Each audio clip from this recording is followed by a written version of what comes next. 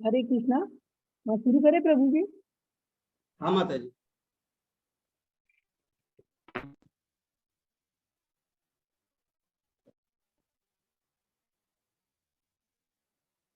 हरे कृष्णा। जय राधा माधव, जय कुंज बिहारी, राधा माधव, जय कुंज बिहारी, जय गोपी जन वल्लभ, जय गिरिवरधारी, जय गिरिवरधारी, जय राधा माधव, जय कुंज बिहारी, यशोदानंदन ब्रज जन रंजन, यशोदानंदन ब्रज जन रंजन।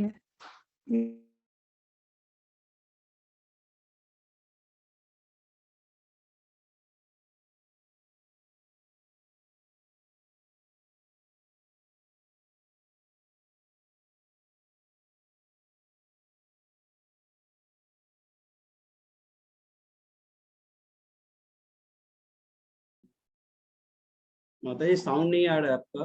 हाँ अच्छा प्रभु, तो माता जी का तो एकदम नहीं आ रहा है। नेटवर्क इशू आ रहा है तब, और कोई कराई या फिर तो फिर मैं करा देता हूँ।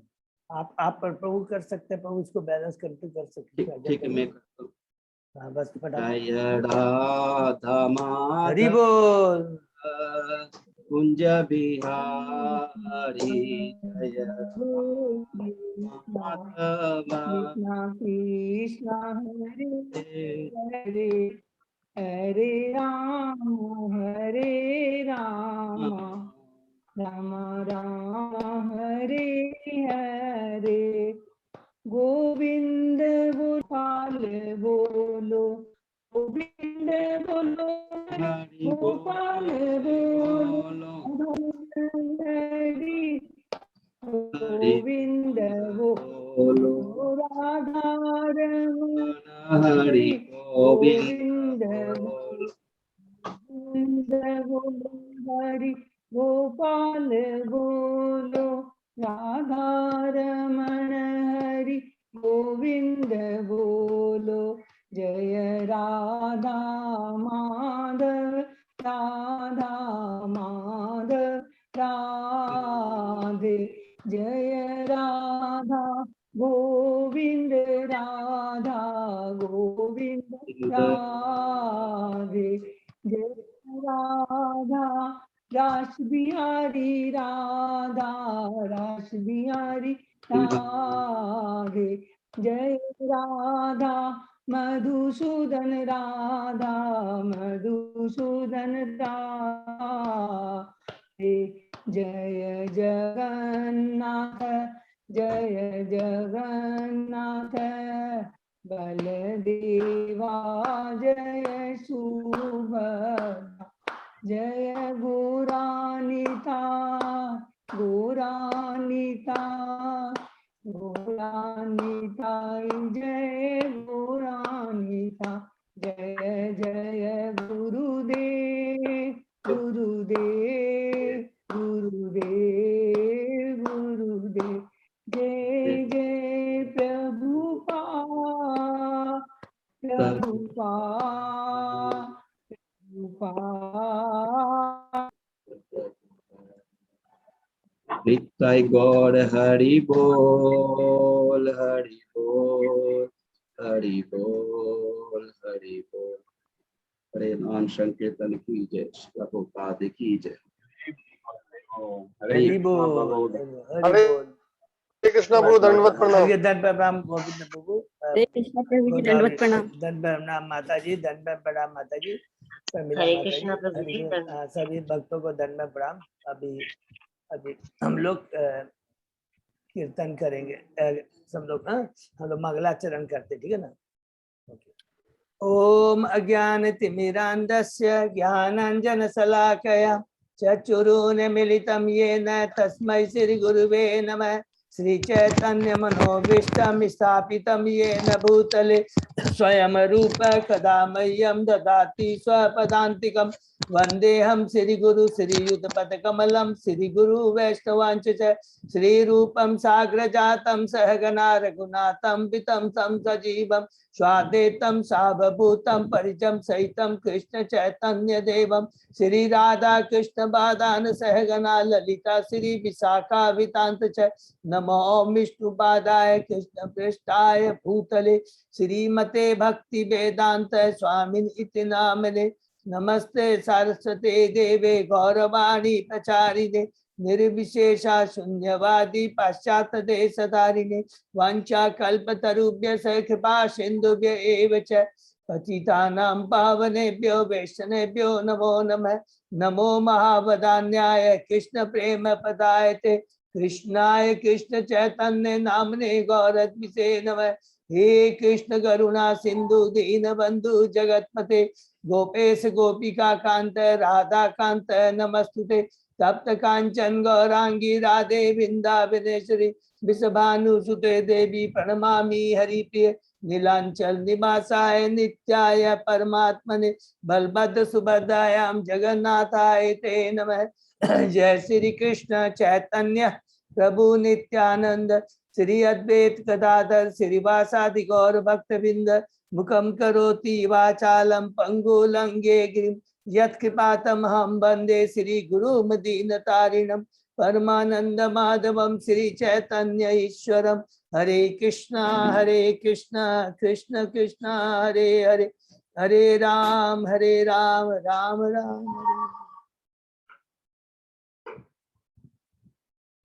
हरे कृष्णा प्रभु जी, दंडवत प्रणाम। दंड प्रणाम माता जी। श्री श्री मंगलाचरण की जय। प्रभुपाद की जय। हरे कृष्णा संगम हरे कृष्णा।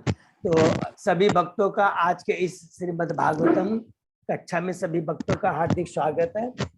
भगवान श्री कृष्ण चैतन्य महाप्रभु आचार्य गुरु साधु असीम कृपा से हम लोग अभी श्रीमद् भागवतम का अध्ययन कई दिनों से कर रहे हैं। अभी हम लोग अध्याय 2 में है। शीर्षक है हृदय में भगवान। उसके पहले हम लोगों ने प्रथम अध्याय कंप्लीट किया, ईश अनुभूति का शुभारंभ। तो इसके अंदर में हम लोगों ने बहुत ही शुरुआत ही बहुत सुंदर ढंग से की कि किस प्रकार सुखदेव गोस्वामी जी परीक्षित महाराज के, जो कि लास्ट कैंटो 1 में हमने खत्म किया था, 19वें अध्याय में, जो कि वो 2 प्रश्न करते हैं वहां के जितने मुनियों थे उनसे, और वही प्रश्न करते हैं सुख गोस्वामी से कि इस जगत में जीव का, मनुष्य का क्या कर्तव्य है और मरने के समय, मरणासक के समय उसे क्या करना चाहिए। उनके प्रश्न को ही सुनकर सुख गोस्वामी बहुत प्रसन्न होते हैं और कहते हैं तुम्हारा प्रश्न बहुत ही उत्तम है। उत्तम इसलिए था क्योंकि सब याद करेंगे, क्योंकि वो सब लोगों के कल्याण के लिए था, हर बद्ध जीव के आध्यात्मिक कल्याण के लिए था, केवल उनके अपने स्वार्थ के लिए नहीं था। तब उसके बाद में सुखदेव गोस्वामी जी बताते हैं कि मनुष्य का जीवन में वास्तविक कर्तव्य क्या है, भगवान की भक्ति करनी चाहिए। हमें गृहस्थ होना है, गृहमेदी नहीं होना है। गृहमेदी का मतलब होता है कि केवल पशु जीवन व्यतीत करना, केवल इंद्रिय तृप्ति की भोग में ही अपने को लिप्त रहना। और फिर भक्ति किसकी करनी चाहिए, भगवान की भक्ति करनी चाहिए। क्योंकि अगर हम कोई भी सारे कष्टों से मुक्ति पाना चाहते हैं तो भगवान का श्रवण कीर्तन स्मरण करना चाहिए। और इसके बाद में सुख गोस्वामी कहते हैं कि मैं स्वयं इसका एक उदाहरण हूँ। पहले तो मैं क्या, निर्विशेषवादी था, ठीक है, मैं मुक्त पुरुष था, लेकिन मैं क्या था, निर्विशेष आत्मा था। ब्रह्म ज्योति में जैसे बोलते हैं कि मेरी विलीन होने की इच्छा, वही सोचता था कि वही जीवन का एकमात्र लक्ष्य है। लेकिन अपने पिता व्यासदेव जी के मुखारबिंद से भागवत सुनकर मेरी चेतना में परिवर्तन आ गया। भगवान के रूप नाम गुण रूपों के प्रति मेरी आसक्ति जागृत हो गई। इसलिए हमें हमेशा भगवान के नाम को रूप का श्रवण कीर्तन करना चाहिए। और किससे सुनना चाहिए कथा भगवान की? भगवान के जो बोनाफाइड प्रामाणिक जो हमारे सीनियर डिवोटी गुरु, उनके मुखारबिन से हमें ये कथा सुननी चाहिए। उसके बाद में सुखदेव गोस्वामी जी बताते हैं कि जो लोग हैं जो किसी तरह भगवान की भक्ति में अनुरक्त अपने को नहीं हो सकते हैं, तो उनको अष्टांग योग के बारे में बताया। यम, नियम, आसन, प्राणायाम, प्रत्याहार, ध्यान, धारणा, ध्यान और समाधि। तो प्रत्याहार तक जाने के बाद में फिर वहां पर सुखदेव गोस्वामी जी, परीक्षित महाराज जी सुखदेव गोस्वामी से पूछते हैं कि जिनको भगवान के बारे में अभी मालूम ही नहीं है और जो कहते हैं कि अभी मेरे को जो कुछ खाली दिखाई देता है मैं उसी पर विश्वास करता हूँ, तो उसके बाद में सुखदेव गोस्वामी से कोई प्रॉब्लम नहीं है। अगर कुछ तो ऐसी बात है तो उनको जो धारणा अर्थात उनका जो ऑब्जेक्ट है वो किसके ऊपर होना चाहिए? कोई बात नहीं, भगवान के विराट रूप के ऊपर। क्योंकि जो विराट रूप है, ये विराट जगत है जिसको हर जीव देख सकता है, ये भी भगवान की ही सृष्टि है। कौन सी सृष्टि है? ये भगवान की बहिरंगा शक्ति है। उसके बारे में बताते हैं और उसके बाद में लास्ट में बोलते हैं कि नहीं, लेकिन हमें हमारा ध्यान भगवान के परम सत्य के ऊपर ही करना चाहिए। और इसके बीच में भी परीक्षित सुखदेव गोस्वामी जी बताते हैं कि भगवान की भक्ति के लिए कभी भी किसी समय भी कर सकते हैं। आपके पास तो 7 दिन है, खडवांग महाराज के पास तो केवल एक मुहूर्त था। इसलिए भक्ति बहुत, ये समय है बहुत दुर्लभ, इसे हमें व्यर्थ नहीं करना चाहिए। उसके बाद में दूसरे अध्याय में इधर में भगवान की शुरू में ही यहाँ पर सुखदेव गोस्वामी जी कहते हैं कि वेदों की जो वाणियां है, बहुत लोग जो होते हैं केवल वेदों की भावना के प्रति इतने आकर्षित हो जाते हैं कि जो उनके इंद्रिय तृप्ति से संबंधित जो बातें लिखी रहती हैं उसी को पकड़ लेते हैं, बाकी वेदों का जो परम लक्ष्य है, जो उद्देश्य है, उसको नहीं समझते हैं। तो वेदों की वाणी के प्रति आकर्षित नहीं होना चाहिए। अरे स्वर्ग की तो बात छोड़ो, इवन सत्यलोक रहने के लायक नहीं है, इतनी कड़ी बात कहते हैं।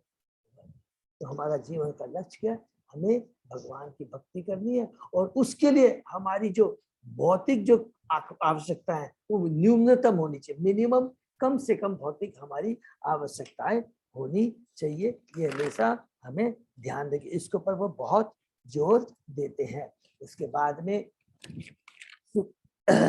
सुखदेव गोस्वामी जी बताते हैं कि परमात्मा के ऊपर ही, अब अष्टांग योग के बारे में बता रहे हैं कि जो एक बार, क्योंकि लास्ट में हमने कहाँ कंप्लीट किया था कि ठीक है विराट रूप के ऊपर में ध्यान करना चाहिए, लेकिन अल्टीमेटली जो बुद्धिमान आदमी है उसको भगवान के साकार रूप पर ही ध्यान करना चाहिए। अदरवाइज क्या बोलते हैं, हमारा जीवन भ्रष्ट हो जाएगा। इतनी बात तक प्रभुपाद जी तात्पर्य में बोलते हैं। तो उसके बाद में कहते हैं कि भगवान के परमात्मा हृदय में जो भगवान है उनका ध्यान करना चाहिए। तो उसके बाद में हमने 8वें श्लोक से 12 श्लोक तक की भगवान जो हृदय में विराजमान है उनका क्या आकार है, और वो चतुर्भुज रूप में रहते हैं और अपने हाथों में शंख पद्म, शंख चक्र गदा पद्म धारण किए थे, उनका ध्यान कर। इतना सुंदर ढंग से बताने के बाद में फिर पिछली क्लास में हम लोगों ने जो शुरू किया था कि जो विधि है, तो पहले 13वें श्लोक में बताया गया कि हमें जो एडवांस योगी है, अर्थात जिन लोगों को वास्तव में अब वो जो कि पुरुष जो कि अपना क्या बोलते हैं विराट रूप है, विराट रूप का ध्यान करते करते करते जो उनको भी समझ में आ जाता, अरे ये भौतिक जगत ये तो भगवान का, तब वो क्या है वहां से जंप कर करके और आगे एडवांस योगी बन जाते हैं। जो नए पूरा जो नए भक्त होते हैं, जो वो लोग क्या है विराट रूप पर ध्यान करते हैं, लेकिन जब धीरे धीरे उनको भगवान की भक्ति, भगवान पर विश्वास, अरे ये भौतिक जगत भी तो भगवान का ही है, तो वो लोग तुरंत क्या है उसके बाद में वो एडवांस बन जाते हैं और वो भगवान के हृदय में बैठने में परमात्मा का ध्यान करते हैं। तो परमात्मा, और 14वें श्लोक में फिर से रिपीट कर देते हैं शुद्ध। अच्छा, अगर जो अभी भी जिसकी भौतिक इच्छाएं पूरी नहीं है, अटैच्ड है, 2 हो गया, एक तो कि भगवान पर विश्वास नहीं करते, भगवान के साकार रूप पर विश्वास नहीं करते, नंबर 1 है। और दूसरा क्या है कि अब उनको विश्वास तो होने लग गया है, लेकिन हृदय के अंदर में भौतिक आसक्तियां भी अभी भी है। तो जिसकी भौतिक आसक्ति है उनको भी सुखदेव गोस्वामी जी 14वें श्लोक में बोलते हैं, उनको भी कंटिन्यू विराट रूप पर ही ध्यान करना चाहिए। तो सबको एकदम कंसेप्ट क्लियर हो गया है। तो जब भौतिक इच्छाएं धीरे जब खत्म हो जाए तब हमें नेचुरली ऑटोमेटिकली वो क्या करेगा, ध्यान योग में चला जाएगा, अर्थात वो हृदय में बैठे हुए परमात्मा का ध्यान करेगा। ये 14 श्लोक में बोलते हैं कि ठीक है, अगर इच्छाएं पूरी नहीं है तो कम से कम वो क्या है, कंटिन्यू, इच्छाएं पूरी नहीं हुई तो कंटिन्यू विराट रूप पर भी अपना ध्यान रखें। ये 14 श्लोक में बोलते हैं। फिर 15वें श्लोक से लेकर हमने 21 श्लोक में पढ़ा कि जो अब भगवान के परमात्मा रूप में जो हृदय में विराजमान है उनका ध्यान की प्रोसेस बताया गया है। 15वें श्लोक से 21 में हमने वो पढ़ा, तो हम लोग जल्दी से इसको रिपीट कर लेते हैं। जो योगी इस मानव लोक को छोड़ने की इच्छा रखता है वह उचित काल या देश की तनिक भी इच्छा न रखते हुए सुविधा पूर्वक अविचल भाव से आसन लगा ले। आसन लगा करके और प्राण वायु को निमित करके मन द्वारा अपने इंद्रियों को वश में करे। फिर जीव अपनी अमिश्रित बुद्धि के द्वारा मन को आत्मा से तदाकार करे, फिर परमात्मा को तदाकार, पहले आत्मा फिर परमात्मा में तदाकार करे। ऐसा करने के बाद पूर्ण पुरुष जीवन आत्मा तुष्टि की चरम अवस्था को प्राप्त होता है, जिससे वह अन्य सारे कार्यकलाप बंद कर देता है। इस अवस्था में न तो सतोगुण, न तो रजोगुण, न तमोगुण रहते हैं, न ही मिथ्या अहंकार तथा भौतिक प्रकृति रह जाती है। ऐसे योगीजन ईश्वर भिन्न प्रत्येक वस्तु से बचना चाहते हैं। जो भी माने जो भी भौतिक चीज है उससे एकदम वो दूर रहना चाहते हैं, क्योंकि वो अभी एडवांस स्टेज में। अतः वह शुद्ध भक्त जटिलताएं उत्पन्न नहीं करता, अपितु भगवान के चरण कमलों को हृदय में धारण करके उनका प्रत्येक क्षण पूजा करता है। अब और थोड़ा आगे बताते हैं स्टेप्स की, क्या करना चाहिए उसको। योगी को वायु द्वार गुदा को पांव की एड़ी से बंद करके तथा प्राण वायु को एक एक कर करके क्रमशः 6 प्रमुख स्थानों चक्रों में ऊपर ले जाए और तब शरीर का त्याग करे। अर्थात उसके बाद में क्या हो गया, वो जो धारणा और एक एक करके हमने याद करता, धारणा और ध्यान में क्या फर्क है। धारणा में तो ओवरऑल पहले उसने भगवान के परमात्मा रूप में ध्यान किया, फिर ध्यान में क्या एक एक अंग का पूरा ध्यान करते हुए और प्राण अपनी जो प्राण की क्रिया को धीरे धीरे कर करके फिर वो शरीर त्यागता है, अर्थात समाधि में जाता है। और समाधि के बाद शरीर त्यागने का मतलब क्या हो गया, जो ज्ञानी है वो कहाँ जाता है, ब्रह्म ज्योति में है, उसका लिबरेशन ब्रह्म ज्योति में चला जाता है। उसके बाद में हमने पढ़ा ध्यान मुक्त भक्त को प्राण वायु को धीरे धीरे, माने वही चीज रिपीट है, नाभि से हृदय में, हृदय से छाती में और वहां से तालू के निचले भाग तक ले जाए। उसे बुद्धि से समुचित स्थानों की खोज करनी चाहिए। और लास्ट में तत्पश्चात भक्ति योगी को अपनी प्राण वायु दोनों भावों के मध्य लाना चाहिए और तब प्राण वायु के सातों बहिर् द्वारों को बंद करके उसे भगवत धाम वापस जाने का अपना लक्ष्य बनाना चाहिए। यदि वह भौतिक भोग की सारी इच्छाओं से मुक्त है तब उसे ब्रह्मानंद पहुंचना चाहिए तथा भगवान के पास चले जाने पर अपने सारे भौतिक बंधनों को त्याग देना चाहिए। सिंपली यहाँ पर 15 से 21 में पूरी प्रोसीड्यूर बताया गया है कि अगर हमारा ऑब्जेक्ट अब धारणा माने परमात्मा हो गया तो उसके बाद कैसे ध्यान करना है, और ध्यान के बाद धीरे धीरे सारी अपनी वायु को माने अपने प्राण वायु को सबको कैसे से कर करके पूरे चीज को भौतिक चीज को त्याग कर करके फिर समाधि की पोजीशन, समाधि की स्टेज में जाने के बाद में वो शरीर त्याग करता है और वो सीधा भौतिक जगत से छुटकारा पा जाता है। ये हमने पढ़ा किसके बारे में, कि जो परमात्मा को बचे। अब फिर पूरा प्रश्न आता है कि जो हमने अभी पढ़ा कि जो भगवान के विराट रूप पर ध्यान देते हैं और अभी भी, लेकिन उनका उद्देश्य क्या है कि भौतिक जगत से छुटकारा पाना, लिबरेशन भी चाहते हैं और अभी भी उनकी भौतिक इच्छाएं भी पूरी नहीं हुई।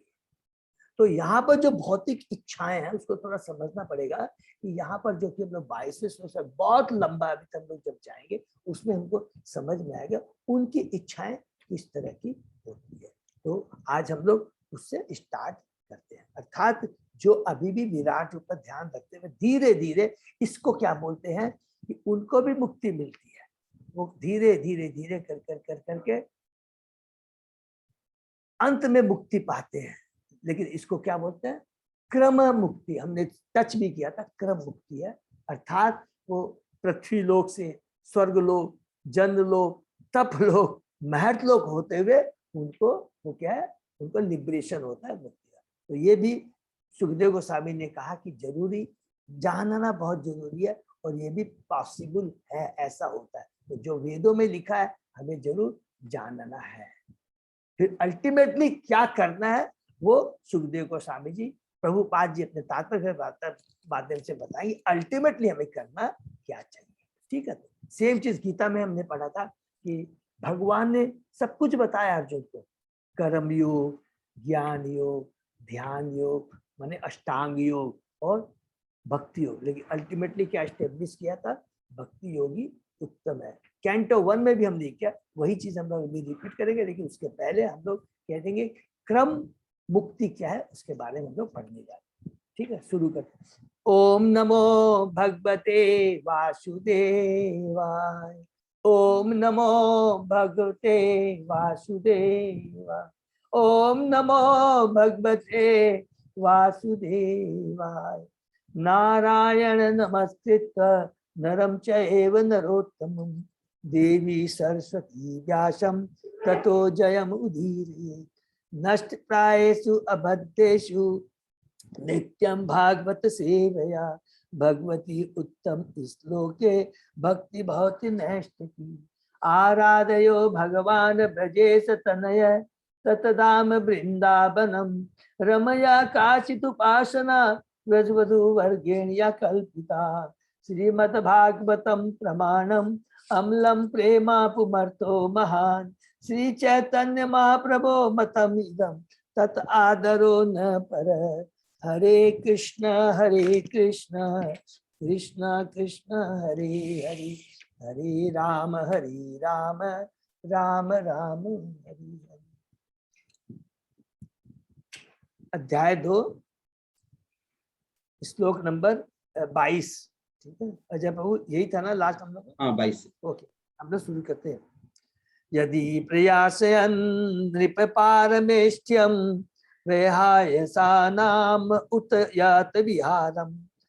अष्ट आधिपत्यं गुण सन्निवाये च एव गच्छेत मनसा इंद्रिये च।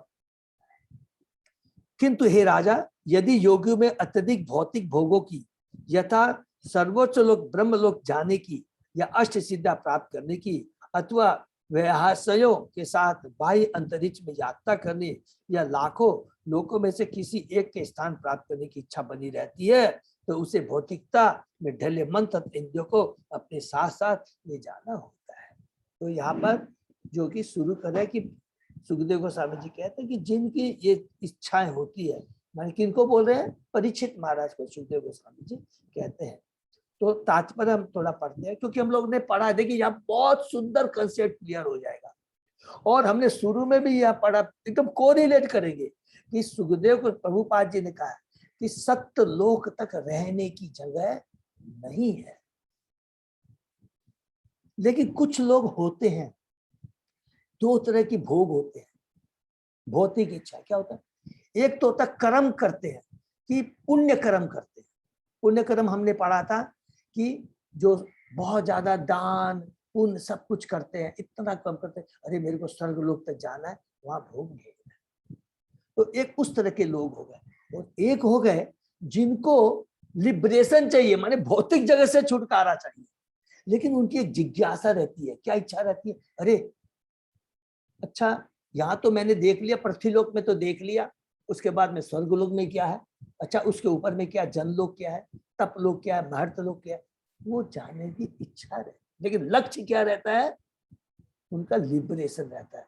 तो ये यहाँ हम लोग जिसकी बात कर रहे हैं, किसकी बात कर रहे हैं? जिनका लक्ष्य लिबरेशन है। क्योंकि शुरू में कहा कि 2 तरह के क्या होता है लिबरेशन की प्रोसेस है।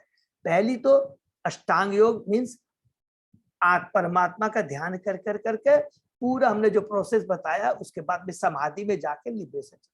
दूसरे जो लोग हैं जिनको लिबरेशन तो चाहिए, लेकिन अभी उनकी भौतिक इच्छाएं जिज्ञासाएं तो उनके लिए यहाँ पर बात करें तो क्या क्या क्या, जिनको अष्ट सर्वोच्च लोक जाने की इच्छा है, ब्रह्म लोक जाने की इच्छा है, जिनको अष्ट सिद्धियां प्राप्त करने की इच्छा, तो अलग अलग इस तरह की बातें बता रहे हैं कि जिनकी इस तरह की जो अलग अलग इच्छा है उसको क्या करना चाहिए वो यहाँ पर बताया जाए। तो हम तात्पर्य पढ़े। उधर्व लोकों में अधोलोक की अपेक्षा हजारों गुनी अधिक भौतिक भोग की सुविधा है। सर्वोच्च लोकों में ब्रह्मलोक, ध्रुवलोक इत्यादि है और वे सब महर लोक के ऊपर है। इन लोकों के निवासियों को अष्ट सिद्धियां प्राप्त है। उन्हें योग सीखने की कोई आवश्यकता नहीं पड़ती और वे कण के समान लघु होने की शक्ति, जो अष्ट सिद्धियां हमने पढ़ा था, जो कि हम लोग भक्ति रसा में सिंधु में भी पढ़ेंगे, मैंने बहुत जगह यहाँ पर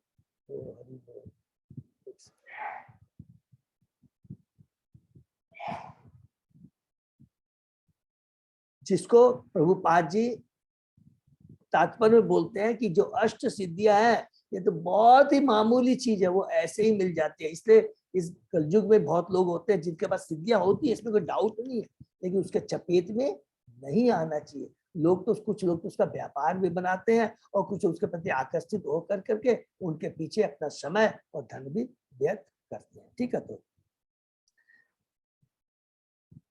तो उन्हें योग सीखने की कोई आवश्यकता नहीं पड़ती और वे कण के समान लघु होने की शक्ति, माने छोटा होने की शक्ति, या पंख से भी हल्का होने की। तो छोटे होने की शक्ति माने अणिमा, दूसरा लघिमा, लघिमा माने हल्का हो जाता है, एकदम हल्का से हल्का हो जाते हैं।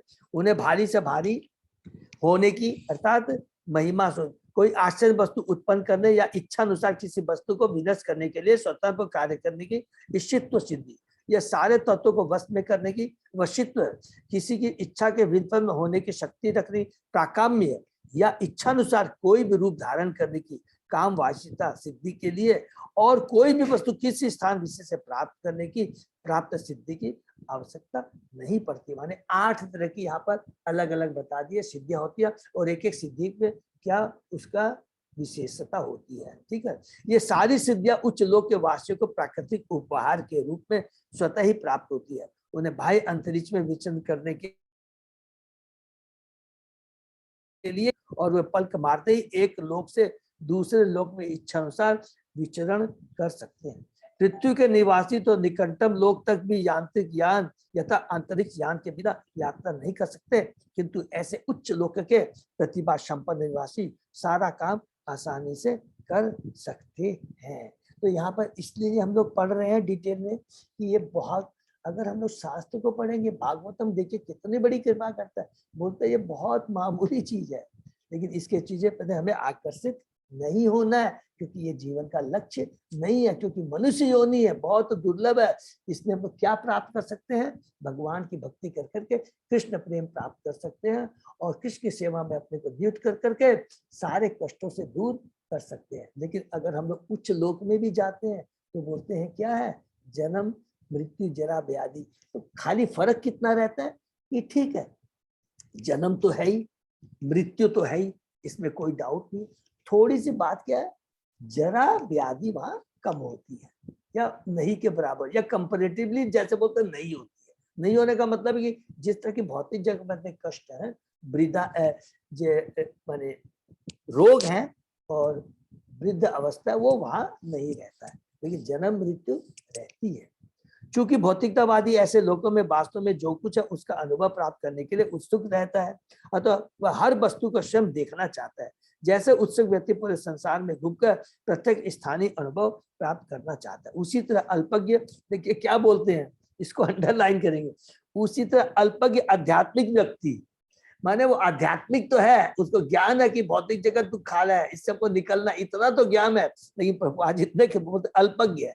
अल्पज्ञ इसलिए बोला है, अरे तुमको ये ज्ञान है और तुम अभी भी इस लोक से होकर के फिर तुम भौतिक छुटकारा पाना चाहता है, ये बेकार की बात। इसीलिए प्रभुपाद जी कहते हैं कि अल्पज्ञ आध्यात्मिक व्यक्ति उन लोगों का कुछ अनुभव प्राप्त करना चाहता है जिनके विषय में उसने विस्मयपूर्ण बातें सुन रखी, किंतु योगी अपने मन तथा इंद्रियों सहित वहां जाकर अपनी इच्छा आसानी से पूरी कर सकता है। भौतिकतावादी मस्तिष्क की मूल प्रवृत्ति भौतिक जगत पर प्रभुत्व जताने की है और यहाँ पर वर्णित सारी सिद्धियां भौतिक जगत पर प्रभुत्व की द्योतक है। भगवत भक्त इतने महत्वाकांक्षी नहीं होते कि मिथ्या तथा क्षण भंगु घटना पर प्रभुत्व जताना चाहिए। हरि बोल। यहाँ पर मैं इसलिए पढ़ रहे हैं हम लोग कि जो भगवान के शुद्ध भक्त बोलते हैं ये जो तुमने अष्ट सिद्धि प्राप्त करना है, कुछ भी प्राप्त कर ले, ये भी क्या है, क्षण भंगुर है। जैसे ही इस भौतिक जगत को छोड़ के जाएंगे, हमारी सारी अष्ट सिद्धियां, सारा ज्ञान, सारा ऐश्वर्य वो है खत्म हो जाएगा। इसीलिए उनको प्रभुपाद जी ने अल्पज्ञ किया।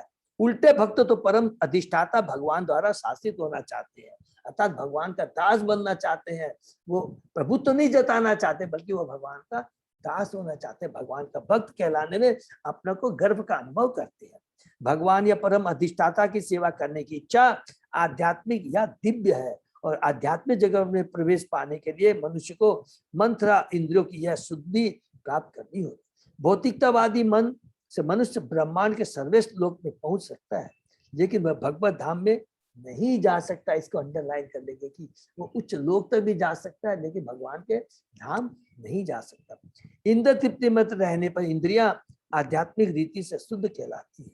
इंद्रियां कार्यरत रहना चाहती है, और जब वे ही इंद्रियां भगवान की दिव्य प्रेमा भक्ति में पूर्णता पवित्र रहती है, तो वे भौतिक दूसरों से कलुषित नहीं हो पाती। अर्थात इस भौतिक जगत में अगर हम रहते हुए अपने इंद्रियों की भगवान की सेवा में लगाएंगे, तो हमारी चेतना इंद्रियां कलुषित नहीं होगी। वो क्या है, दिव्य रहती है। क्यों? क्योंकि भगवान की सेवा में प्रवृत्त रहती है। नेक्स्ट,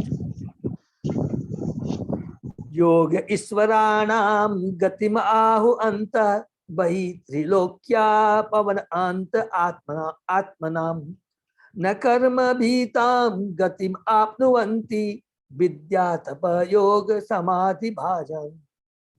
योगियों का संबंध आध्यात्मिक शरीर से होता है। फलस्वरूप अपनी भक्ति, तपस्या, योग शक्ति तथा दिव्य ज्ञान के बल पर वे भौतिक जगत के भीतर, किंतु सकाम कर्मी या निपट भोक्तिवाद इस तरह मुक्त भाव से कभी विचरण नहीं कर सकते। अभी बोल, यहाँ बहुत इंपॉर्टेंट बात लिखा है, मैंने जस्ट फॉर नॉलेज पर्पज के लिए ऐसी बात। यहाँ क्या बोलना चाहते हैं कि जो पुण्य कर्म करते हैं, जो कि देवताओं की पूजा करते हैं, अलग अलग, हमने पढ़ा था ना कि अलग अलग, आप जैसे स्वर्ग लोक जाना है, जो कुछ भी प्राप्ति करना, जो स्वर्ग लोक जाना चाहते हैं, जिनकी कर्मी है, जो मैंने कर्मी के बारे में बताया कि जो केवल भोगने की इच्छा करते हैं, उन लोगों को क्या है कि एक बार जब उनका सपोज स्वर्गलोक को चलेगा, और जब जितना दिन तक उनको स्वर्गलोक में रहना है, जितना दिन का उनका भोग है, रहने के बाद में प्रभुपाद जी कहते हैं कि धक्का मार करके उनको वापस पृथ्वी लोक में भेज दिया जाता है।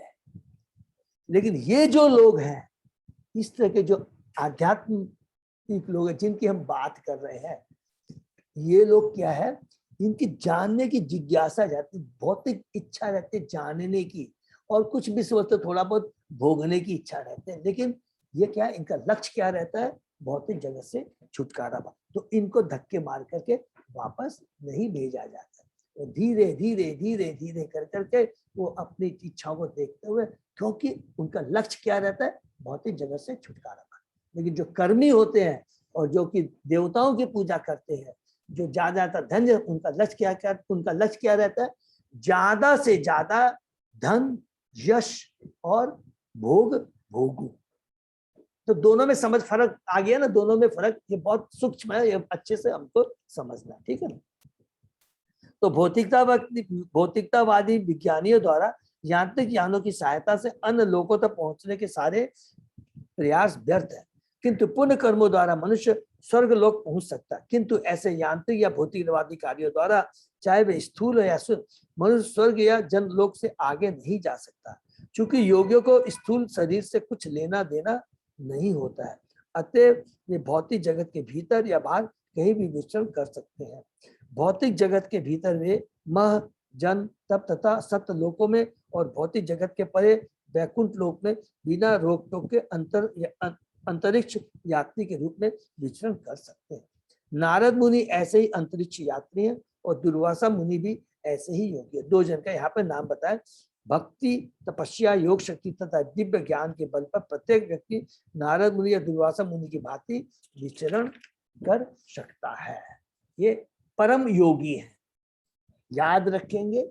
अल्टीमेटली ये क्या है, इनका उद्देश्य क्या रहता है, जैसे बड़े बड़े योगी होते हैं, वो अल्टीमेटली लिबरेशन चाहते हैं और इस तरह के लोग हैं, लेकिन इनमें वो रहता है क्या, थोड़ा सा इच्छा रहती है। लेकिन जो भगवान का भक्त होता है कोई तरह की इच्छा नहीं रहती है, कोई तरह की सिद्धि के दरकार, एकमात्र वो क्या है, एकमात्र उसका उद्देश्य क्या रहता है, जल्दी से मैं भगवान के चरणों में समर्पित होकर वहां जाकर भगवान की सेवा कर सकूं, उसका कोई अभिलाषा नहीं रहती।